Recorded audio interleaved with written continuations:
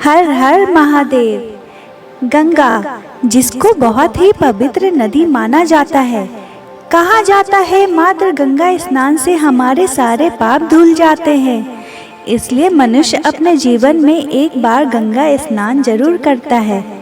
शास्त्रों में भी गंगा को देव नदी कहा गया है। पुराणों में गंगा की उत्पत्ति के बारे में अनेक मान्यताएं भी प्रसिद्ध है। एक मान्यता के अनुसार ब्रह्मा जी के कमंडल का जल गंगा नामक युवती के रूप में प्रकट हुआ था।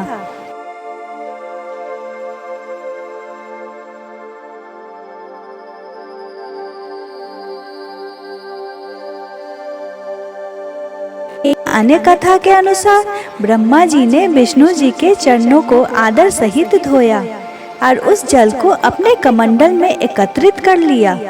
तीसरी मान्यता के अनुसार गंगा पर्वतों के राजा हिमवान और उनकी पत्नी नैना की पुत्री हैं। इस प्रकार गंगा जी माँ पार्वती की बहन भी हैं।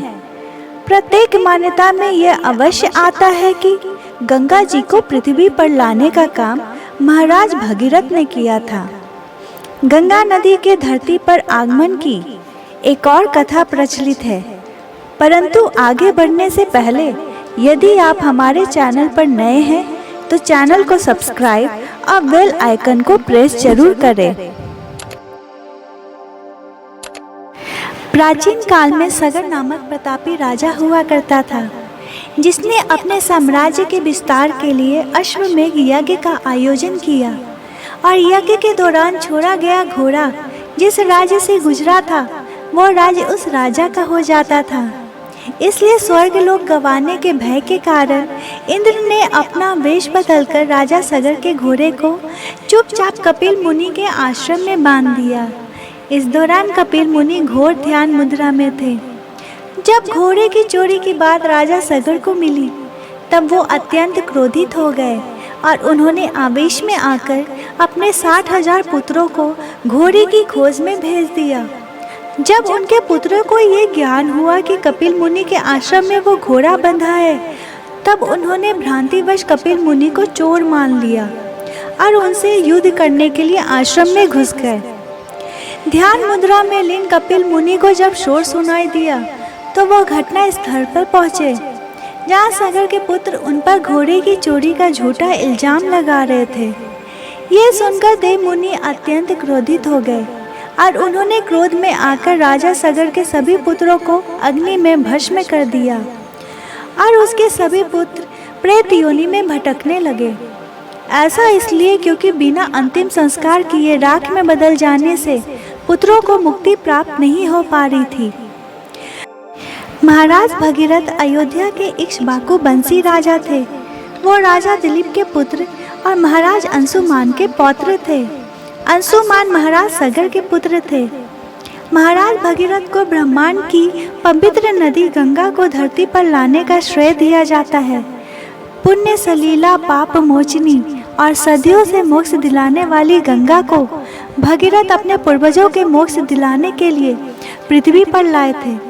इसलिए उसके बाद गंगा ने मानव की कई पीढ़ियों का उद्धार कर दिया और ये सब संभव हुआ भगीरथ की कठोर तपस्या से।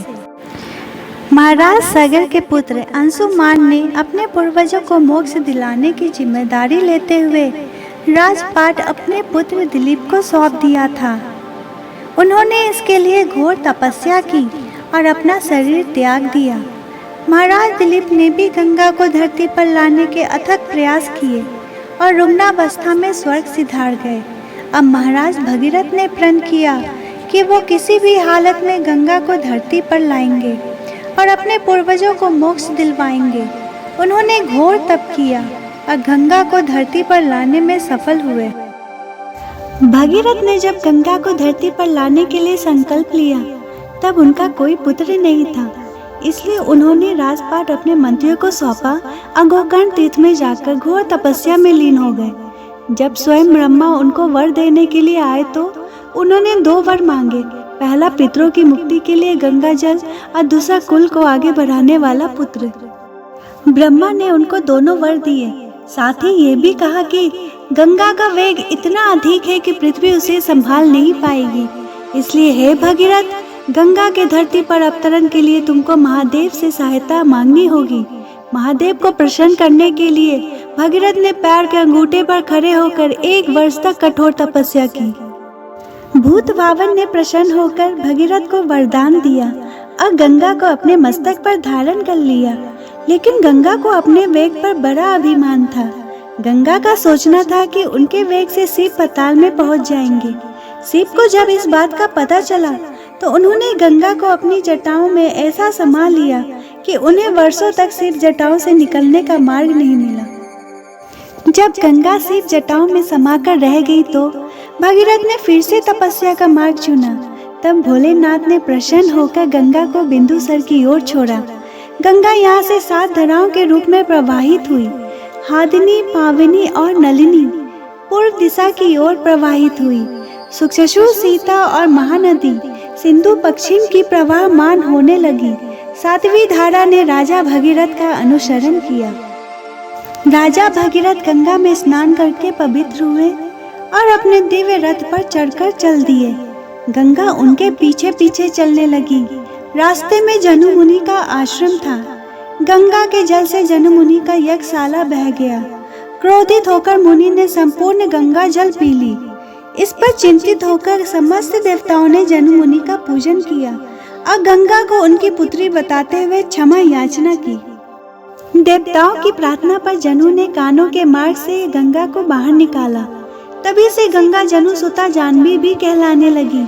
इसके बाद भगीरथ के पीछे पीछे चलकर गंगा समुद्र तट तक पहुंच गई। यहाँ से भगीरथ गंगा को कपिल मुनि के आश्रम ले गए और अपने पितरों की भस्म को गंगा के स्पर्श से मोक्ष दिलवाया। इस पर प्रसन्न होकर ब्रह्मा ने वरदान दिया कि हे भगीरथ, जब तक समुद्र रहेगा तुम्हारे पितर देवतुल्य माने जाएंगे और गंगा तुम्हारी पुत्री कहलाकर भगीरथी नाम से विख्यात होगी। साथ ही वो 3 धाराओं में प्रवाहित होगी, इसलिए त्रिपथगा कहलाएगी। तो दोस्तों, ये थे माँ गंगा की अवतरण की पूरी कहानी। आपको कैसा लगा हमें कमेंट्स करके जरूर बताइए। हर हर महादेव।